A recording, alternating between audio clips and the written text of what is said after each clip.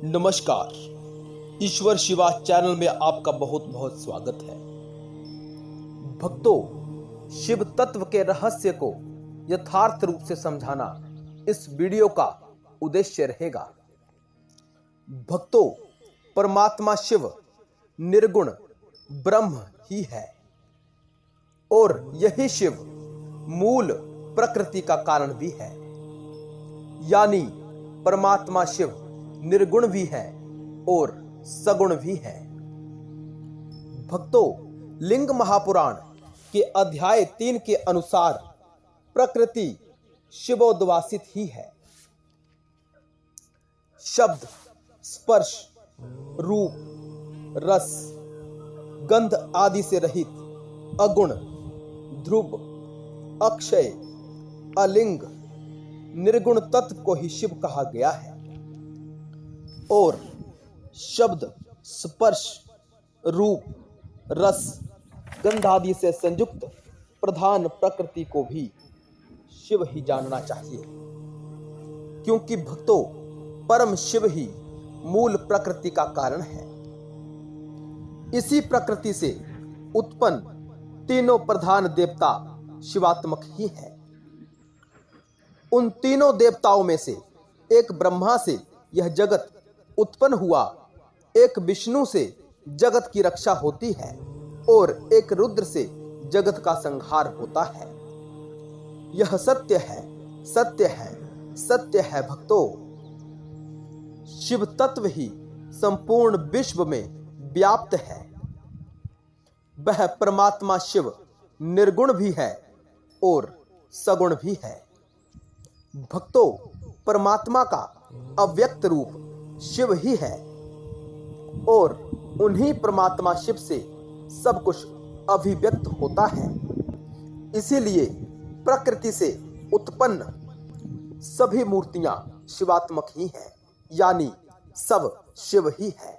शिव के अतिरिक्त कोई दूसरा है ही नहीं। भक्तों, इसीलिए इस ब्रह्मांड को साक्षात ब्रह्म रूप कहा जाता है, यानी यह विश्व शिव रूप ही है, क्योंकि इसकी उत्पत्ति शिव से ही होती है। भक्तों, वह अव्यक्त परमात्मा शिव ही सबका बीज है।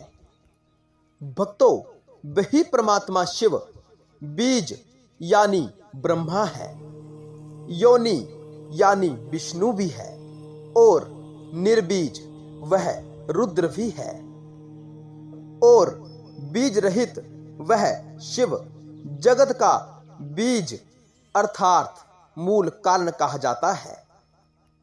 भक्तों, यहाँ अध्याय 3 में बताया गया है कि शिव ही हम सब का मूल कारण है। यहाँ तक ब्रह्मा, नारायण और रुद्र का मूल कारण भी शिव ही है। भक्तों, साधारणतया रुद्र को भी शंकर को भी शिव ही कहा जाता है। उसका कारण है वह नित्य बुद्ध स्वभाव में रहते हैं, इसीलिए पुराणों में उनको शिव कह दिया जाता है। भक्तों, वह परमात्मा ही पितामह ब्रह्मा, शंकर तथा विश्वव्यापी प्रभु विष्णु के रूप में जल के बुलबुले की भांति अवतरित हुआ। भक्तों, सृष्टि के प्रारंभ में प्रधान प्रकृति ही सदा शिव के आश्रय को प्राप्त करके इन करोड़ों ब्रह्मांडों में सर्वत्र चतुर्मुख ब्रह्मा, विष्णु और शंकर का सृजन करती है और अंत में वही प्रकृति शंभु यानी शिव का सहयोग प्राप्त कर वही प्रधान लय भी करती है। भक्तों, यहाँ स्पष्ट हो जाता है कि स्थिति, सृष्टि और संहार का जो कार्य है, यह प्रकृति के द्वारा शिव के सहयोग से ही संपूर्ण किया जाता है। भक्तों, इसीलिए कई पुराणों में मूल प्रकृति को ही ब्रह्मा, विष्णु और रुद्र की जननी बताया जाता है। वास्तव में शिव ही सृष्टि, स्थिति और संहार के मूल कारण है। उन परमात्मा से ही हम सब उत्पन्न होते हैं और स्थिति को बनाए रखते हैं और अंत में संहार को प्राप्त हो जाते हैं, संहार के लिए उपलब्ध हो जाते हैं। यह सत्य है, सत्य है, सत्य है भक्तों। जब महेश्वर सृष्टि करते समय रजोगुण से युक्त हो जाते हैं और पालन की स्थिति में सत्वगुण में स्थित रहते हैं और प्रलय काल में तमोगुण से आविष्ट रहते हैं, वे ही भगवान शिव प्राणियों के सृष्टिकर्ता, पालनकर्ता और संहर्ता है। अतएव उन्हीं महेश्वर को ब्रह्मा का अधिपति जानना चाहिए। इसी कारण से भगवान सदाशिव भव, विष्णु, ब्रह्मा आदि रूपों में स्थित है तथा सर्वात्मक है। इसी कारण वे ही ब्रह्मांडवर्ती इन लोकों के रूप में तथा इनके कर्ता पितामह के रूप में कहे जाते हैं। यानी भक्तों, सब कुछ शिव ही है, शिव के अतिरिक्त कोई दूसरा है ही नहीं। शिव ही ब्रह्मा रूप धारण करते हैं और शिव ही स्थिति रूप धारण करते हैं और अंत में वही शिव संहार को अस्तित्व प्रदान करते हैं।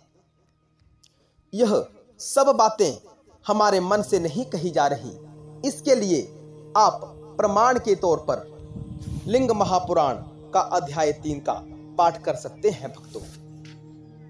भक्तों, रुद्र भी निर्बीज है, बीज ब्रह्मा है और योनि विष्णु है और परम शिव बीज रहित है, यानी उसका कोई बीज नहीं है, वह स्वयं सबका बीज है भक्तों।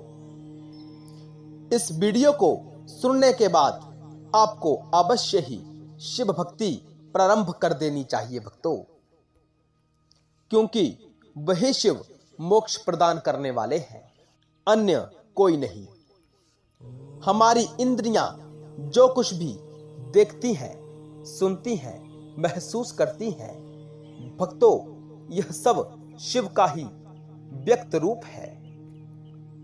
इन सब मूर्तियों में शिव ही विराजमान है, ऐसा हम सबको जानना चाहिए। यही सत्य है।